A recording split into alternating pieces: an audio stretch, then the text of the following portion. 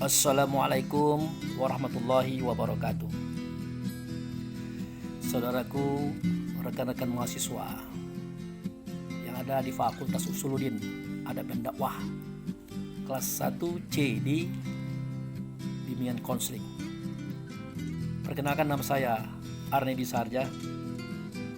Hari ini saya hendak menjawab soal yang ada di dalam studi ilmu sosiologi, yang dalam hal ini adalah UAS,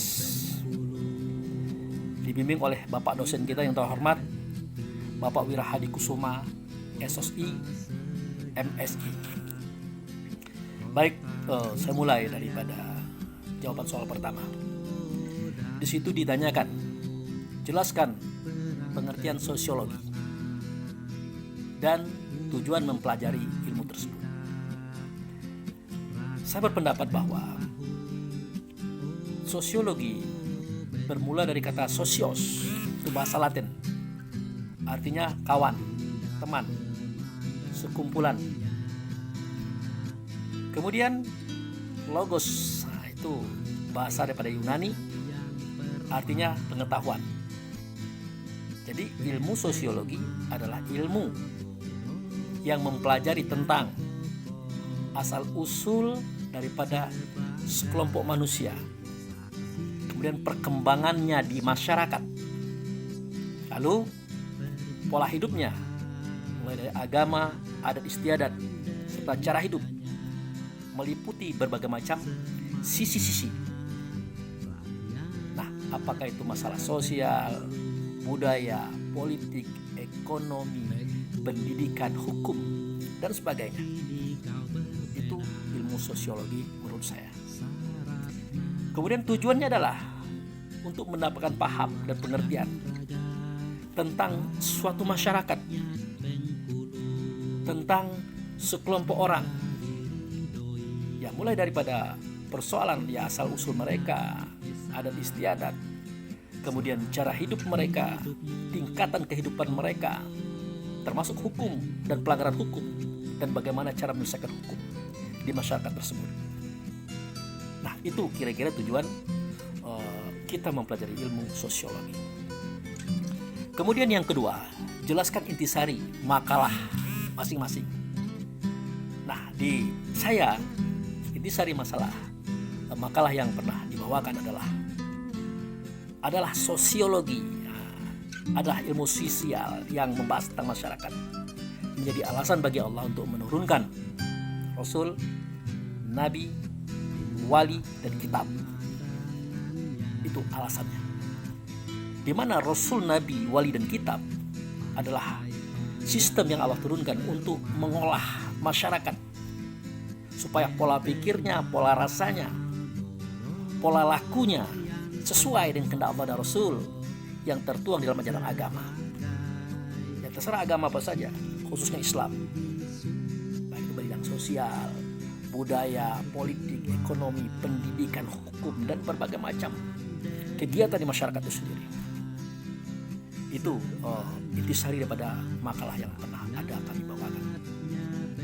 Kemudian yang ketiga, bagaimana cara Anda menyelesaikan konflik di suatu masyarakat?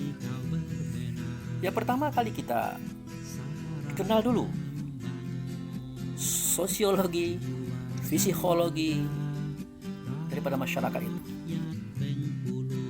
Kita kenal dulu. Kemudian kita tampung mereka, kita terima mereka, lalu kita minta informasi dari mereka, kita minta data, fakta, saksi. Kemudian apa persoalannya?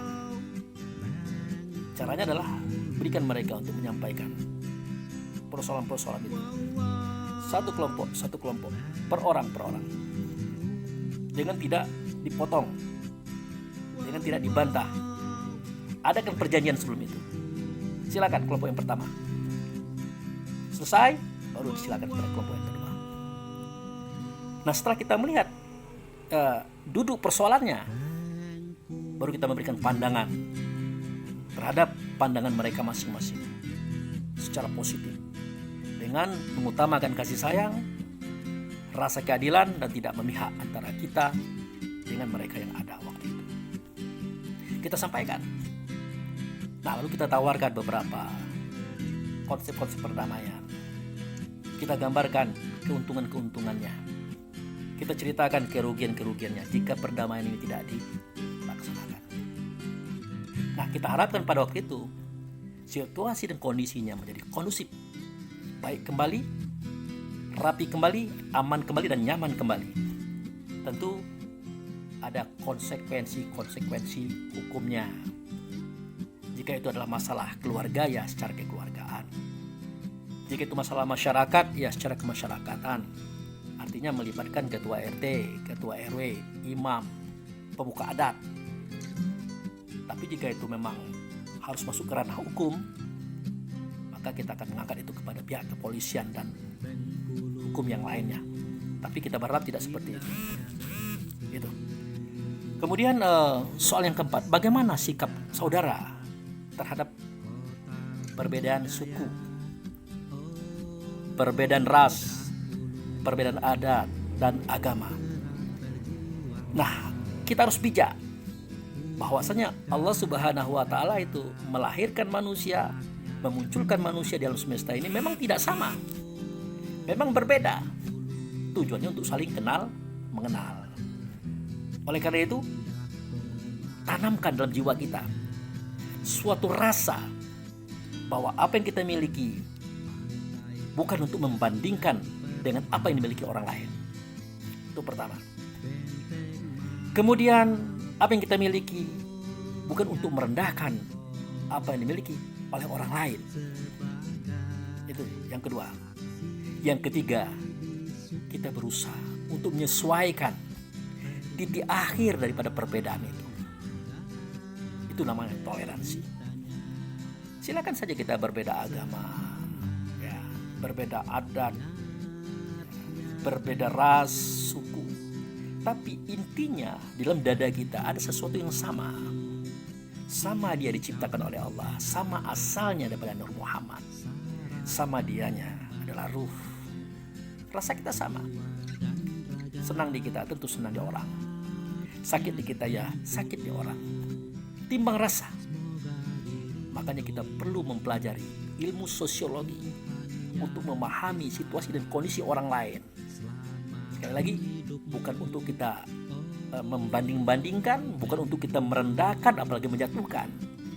Maka ciptakan toleransi itu supaya terwujud kedamaian, khususnya di negara kita yang memang banyak agama, banyak suku, banyak bangsa, banyak bahasa, dan banyak adat istiadat di dalam negara itu. Gitu.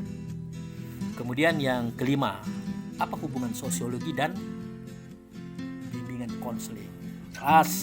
Nah, sosiologi itu adalah ilmu tentang masyarakat. Seperti yang saya katakan tadi. Sedangkan konseling atau bimbingan konseling bagian daripada keutuhan masyarakat itu sendiri. Ketika masyarakat itu bermasalah di bidang sosial, budaya, agama, ada istiadat, politik, pendidikan, dan hukum, tentu butuh orang-orang yang bisa menengahi, menyelesaikan, menuntun kepada kedamaian. Nah itu, di situ fungsi bimbingan konseling. Kita berikan pandangan, arahan. Kita harapkan kepada mereka itu kebaikan-kebaikan. Sampai nanti persoalannya adalah damai antara sesama kita. Mungkin itu saja yang bisa saya sampaikan sebagai tugas UAS ilmu sosiologi. Di bidang kurang saya mohon maaf. Wabillahi taufiq wal hidayah. Assalamualaikum warahmatullahi wabarakatuh.